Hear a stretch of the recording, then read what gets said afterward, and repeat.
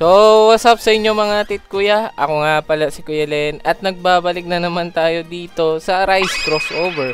So, mag-update na bukas and bala kong ituro ngayon kung paano ko ba nakuha tong M+ Monarch in more detailed info. Kasi kahapon nang in-explain ko lang is yung relics, tapos yung title. So, hindi ako nabigay sa inyo kasi mahaba yung video kahapon eh. Yung kung paano ako nag-infernal. So, papakita ko sa inyo kung paano ako nag-infernal. Tapos, may pag-uusapan din tayong bagong leaks. Kasi, nung pagkatapos ko mag-edit kahapon, may leaks na lumabas.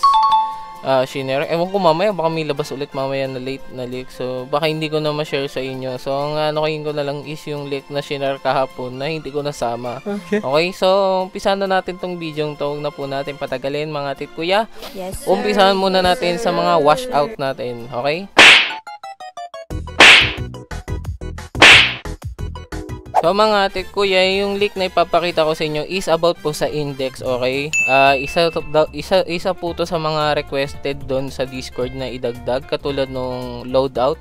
Kasi tong loadout na to, tong relic loadout, requested din to kasi nga ang hirap po magpalit pa isa-isa. Ngayon, etong index, bago sa index is highly requested din kasi may purpose po siya. Mamaya i-share ko sa inyo. Kung kita ninyo, puro shadow lang po yung meron tayong index. Pero next update, magkakaroon po tayo ng weapon index, okay? Sa weapon index, bawat city meron ding, or bawat place merong makikita kang index para sa weapon. Tapos, pwede mo silang i-auto-destroy.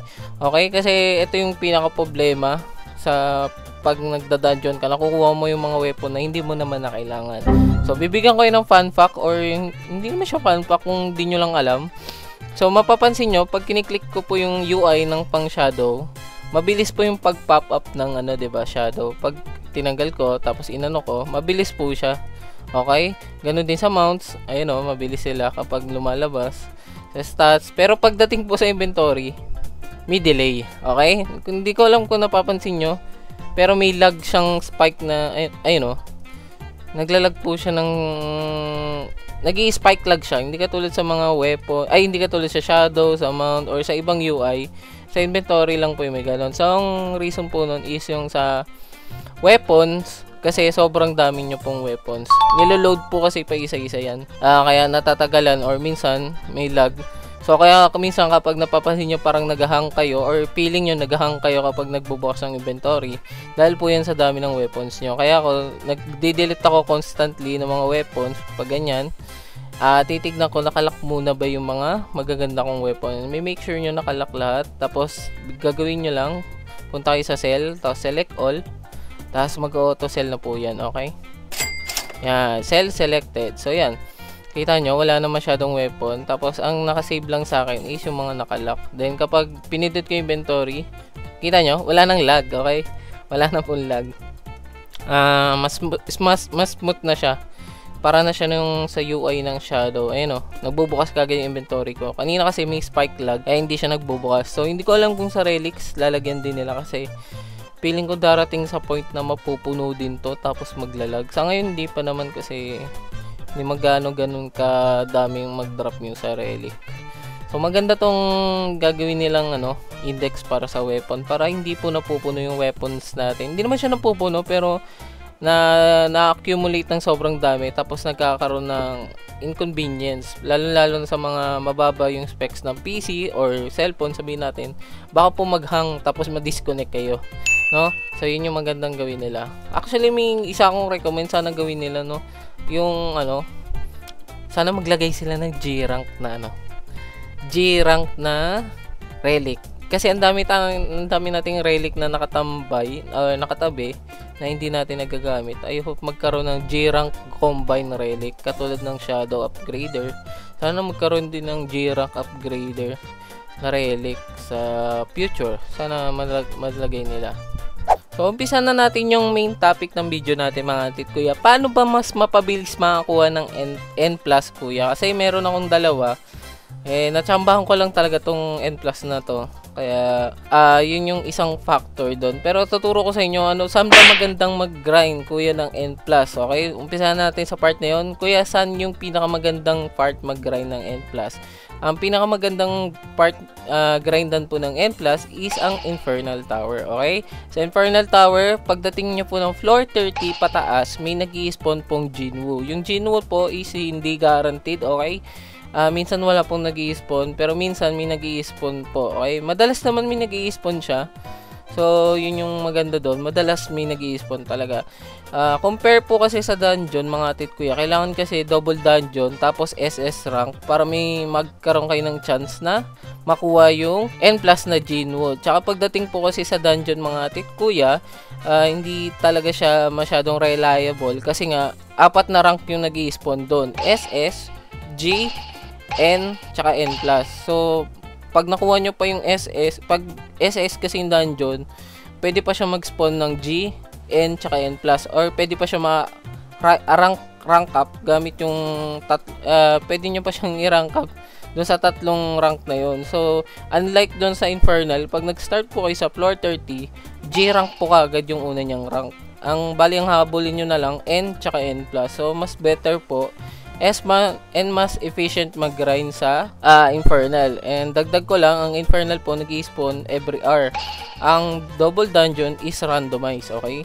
Hindi po masyadong reliable pagdating sa pag-grind ng N+ ang double dungeon. Kaya kung sasagutin ko yung una nating tanong, saan po pinakamaganda mag-grind? Sa Infernal, okay? So, next na tanong naman na pwede nating sagutin is, kuya, ano yung kailangan naming relics? Okay? Relics is, eto nga nabanggit ko to. Ang kailangan nyo, Eye of Ascension, Black Monarch Sigil, tsaka kahit anong pinakamataas na Arise Lock ninyo. Okay? Yung sa Eye of Ascension, makukuha nyo sa statue. Kailangan sa solo leveling, tapos double dungeon. So, pag mag-awaken kayo, makakalaban nyo yung statue. Yung statue na yon ay nagda-drop ng Eye of Ascension. Any rank is okay, kahit i-rank pwede na. Basta makakuha kayo nito, okay na. Kasi papares nyo po yan sa Black Monarch Sigil. Yung Black Monarch Sigil is yung mag-ano sa inyo, yung nakukuha kay Jinwoo sa double dungeon. So, yung dalawang yan, magka-partner yan, natutulong magparang cap block ng inaaras nyo. So, kung hindi nyo pa rin alam yung purpose ng rank up block, parang pag nag-arise kayo, ira-rank up nya ng by 1 or by 2. Okay? Kaya nagkakaroon ng N+ dahil po dito sa rank up block. Then, yung last na relic nga is, depende ko sa inyong pinakamaganda yung arise lock. So, may pinakamagandang arise lock so far ngayon is yung sa Kindama. Sa Kindama po ito nakukuha, okay? So, maganda kung makakuha kayo SS or S, pwede na po. So, itong tatlo yung pinaka main relic nyo, okay? Kapag mag-infernal kayo, ito po yung gagamitin ninyo. Ngayon, ulitin ko lang, ang ipapares nyo po dyan na title, mga tit kuya, is 2. So, tatlo, actually tatlo. Pwede kayo mamili sa Adept, na may Arise Lock din. Tapos, sunod is Awaken, na may rank up din. Then, yung pinakamaganda is yung sa Ant King. Okay? Yung may Arise Lock, 25%. So, magtataka kayo, kuya, paano po ba makuha yung Ant King na yan? Nakalagay dito, wipe up the colony and claim your crown by finishing the Purge the Colony quest. Next na question, kuya, ano po yung Purge the Colony quest? Saan po nakukuha yan? Yung Purge the Colony quest, mga tit kuya, is kasama po sa main quest, okay? Tinatawag po siyang special quest kasi specific raid po sila, katulad ni Winter. Sa raids po kasi sila nakapaikot. So, kailangan nyo tapusin yung raids quest o yung special quest para sa Dedu para makuha po itong Ant King na title. So, medyo mahirap kasi madami yung kailangan nyong gawin. Yun yung number 1 problem nyo doon. Madami siyang kailangan gawin. Pero, ang maganda is weekend po ngayon. So, kung hindi nyo po alam, mga tit kuya, meron pong double spawn event ngayon kasi Friday. Friday to Sunday po kasi laging may double spawn event. And mas mapapadali po yung pag-grind ninyo ng quest or title. Okay? Kunyari, may quest kayo para sa makakatulong to para dito sa Dedo or sa Winter, makakatulong. Tapos yun nga, yung sinabi ko, kung gusto nyo ma-unlock tong Ant King, kailangan nyo tapusin yung Purge the Colony quest. So, mapapadali yan kasi may 2 times spawn po ng mga ants ngayon, tsaka ng yung sa Winter Rail. So, ito po yung isa sa mga requirements kung gusto nyo talaga makakuha ng N+, kasi mahalaga po yung title. Sobrang important po nung title kasi bukod sa title na yon, doon lang po yung source ng Arise Lock ninyo, okay? Yung isang relic ninyo, tapos itong title na makukuha nyo dito, yun lang po yung source ng Arise Lock nyo. So, pagdating sa Infernal mga ate kuya, ganito po ginagawa ko, okay? Tignan nyo mabuti, ganito po ginagawa ko. Kunyari, bagong Infernal, una kong check, floor 30, okay? Floor 30. Okay, ito. So, start muna tayo sa floor 1 kasi ganyan naman lagi. And yan, pagdating nyo sa floor 30, kapag nakita nyo hindi kagad si Jinwoo, mag-quit po kagad kayo, okay? Pindutin nyo kagad yung leave, tapos i-sure nyo na, okay? Tapos ito yung important part, okay? Kapag, yan, maglo-load, kapag lalabas na yung CL Games, yung S dito, pindutin nyo M, tapos takbo kagad kayo. So, yun, nakita nyo, nakakaabot kagad ako dito habang naglo-loading pa lang. So, minsan nakakalagpas pa kayo dyan eh. So, isa pa. Yan, paglabas ng S. Tapos M, tapos lakad na. Kita nyo, nasa na kagad ako. Nasa portal na kagad ako. So, yung maliit na yun, nakaka-save ng ilang seconds din kahit papano para makapag-rejoin kagad kayo. So, bali sa isang minuto, nakakadalawang try ako. Okay, nakakadalawang Jinwoo ako na try.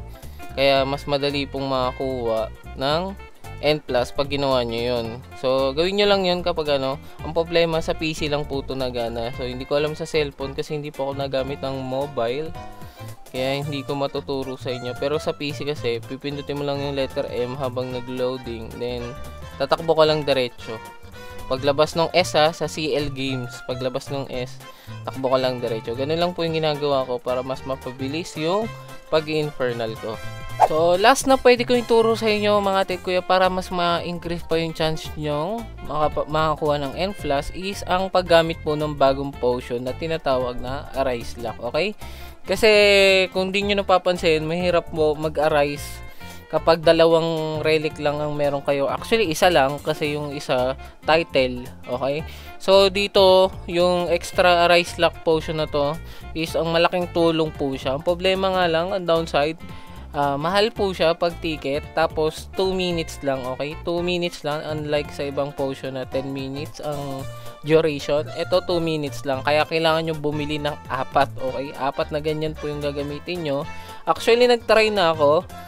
Yung sa una ko kasing M+, ginamitan ko po ng potion, okay? Gumamit ako, 4 lang yung ginamit ko kasi sa kasama yung loading sa kong time, inestimate ko. Sumakto naman yung 4 yung ginamit ko dito. Tapos etong isa, hindi po ako gumamit ng potion, okay? Dito sa isa ko, wala po yung potion kasi tinry ko if worth it babilhin yung tinatawag natin Arise Potion. Worth it naman siya at some point, pero pwedeng wala, okay? Yun lang yung masasabi ko. Pwedeng wala, pwedeng meron. Kasi ako mga ate ko marami akong ticket, kaya nabili ako. Pero tong isa, hindi ko ginamitan ng ticket, nakuha ko pa rin, okay? Talagang siguro dasal lang, okay? Dadaan nyo lang sa dasal, kasi tsambahan pa rin po eh. Tingnan nyo naman yung Monarchs ko. Ang dami kong N. Ang dami ko na Arise Lock, pero mostly N lang din yung nakukuha ko. Kita nyo, ilan yan? 2, 4, 6, 8, 10, 12. Dosing N. 13 actually. Tapos yan, puro G na. O, nakita nyo naman kung gaano ako kadalas diba? Mag-infernal para makagrind lang ng N. So, dito, makikita nyo na hindi porket na naka-potion kayo, N+ guaranteed makukuha nyo or anything. Ang maganda talaga, magdasal kayo, okay? Na sana N+ yung makuha nyo. Actually, meron pa ako idadagdaga. Dito lang papasok tong Game Pass na to. Actually, hindi ko talaga ito nire-recommend. Yung, sana yung Game Pass na yun? Game Pass. Itong Instant Arise. Ito yung pinakapangit na Game Pass para sa akin pagdating sa gameplay or something, progression, kung ano man tawag ninyo. Kasi wala talaga siyang specific na ginagamit. Dito ko lang siya nagamit sa pag-a-arise ng M+, doon lang. So, yun lang yung pinaka-purpose niya pagdating sa ibang game mode. Kapag magka-grind or magda-dungeon, walang kwenta sa akin tong Instant Arise, okay? So, So, hindi ko pa rin siya i-recommend. Kayo bahala kung bibili kayo. Pero, kung bibili kayo ng Game Pass, huli nyo na to, Diyos me. Napakawalang kwenta nitong Game Pass na to. Nagagamit ko sa Jinwoo para N+. Pero kung wala rin naman kayong mga relics or title na gagamitin para mag-arise ng Jinwoo, huwag nyo na lang bilhin, okay? Gamitin nyo na lang sa ibang Game Pass. Huwag nyo dyan, sa iba na lang. Madaming magagandang Game Pass bukod sa Instant Arise. Mas maganda pa yung Instant Destroy. Dagdag ko lang pala kasi yung iba sa inyo naguguluhan. Yung Instant Arise, wala pong dagdag na buff yan, okay? Ano lang yan, mga ted kuya. Kunyari, nasa malayo ka, tapos napatay ng shadow mo. Katulad nito, pag inon ko kasi yung Instant Arise. Okay, yan. Nandito ako ha. Mag-i-spawn yung shadow ko. Okay, hindi ko ma-arise. Okay, sige, ang galing. Ayun, nakita nyo, na-arise ko sila kahit malayo ako. Hindi ko na kailangan lumapit pa paunti-unti sa kanila para i-arise sila. Yun lang po yung nagagawa ng Instant Arise, okay? Hindi porket sinabing Instant Arise tapos ang mahal-mahal niya. May buff po siya na ma-arise nyo kagad yung shadow na gusto nyo, okay? Madami kasing nalilito doon, lalo na yung mga bago lang. Hindi po yun yung nagagawa ng Instant Arise. Ano lang siya? Para hindi na kayo lumapit, okay? Tatanggal ko yung auto-destroy ko, papakita ko sa inyo. Ayan. Kapag wala kayong Instant Arise, pipindutin nyo pa yung isa-isa, lalapit kayo, okay? So, kaya useful lang to kay kay Jinwoo kapag mag-grind kayo ng N+. Yun lang talaga yung purpose niya. Anything else, wala na, hindi nyo na siyang masyadong magagamit. Siguro kapag kailangan nyo ng ibang shadow, magagamit ninyo para mabilis.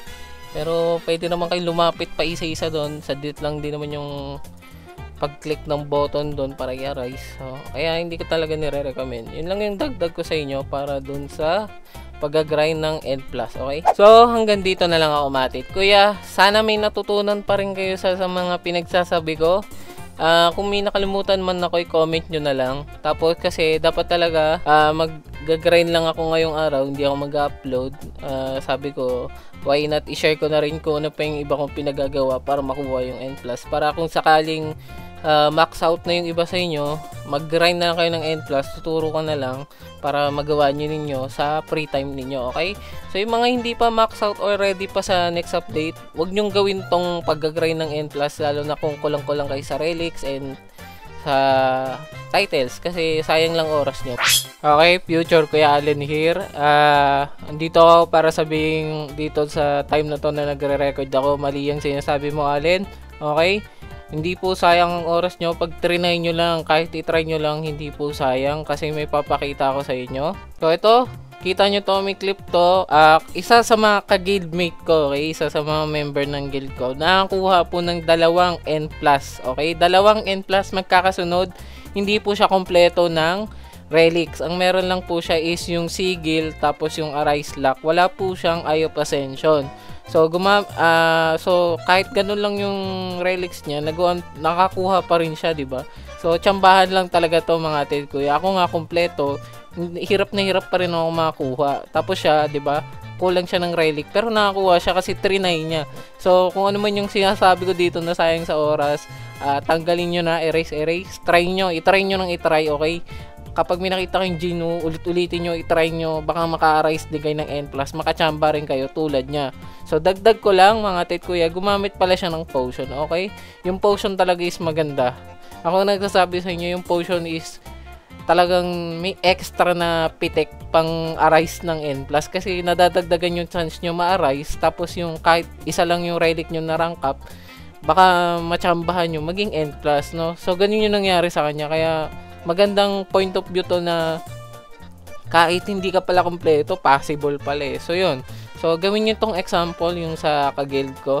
So shoutout sa iyo. Napakaswerte mo doon, paldong-paldo ang day off mo. So yun, gawin nyo to, okay? Try nyo kahit hindi kayo kompleto. Kung ano may sinabi ko dito na wag nyo i-try, wag nyo sundin, i-try nyo, okay? So hanggang dito na lang ako, mga ted kuya. Ayun, nag-enjoy pa rin kayo, may natutunan kayo sa video natin. I-apply nyo yung mga pwede nyo lang i-apply, okay?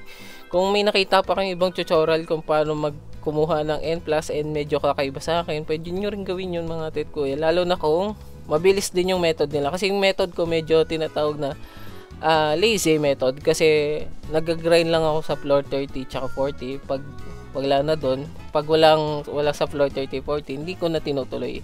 Tamad ako magano kasi hindi ko mai-spam, okay? Nakakatamad pag hindi ko na-spam yung isang bagay. So, medyo lazy method yung akin. Kaya baka may makita kayo nung medyo masipag na method. Hanggang doon na lang ako, mate, kuya. Kita-kita tayo bukas kasi update na po bukas, no? I hope maging maganda yung update and excited po kayo sa bagong update bukas.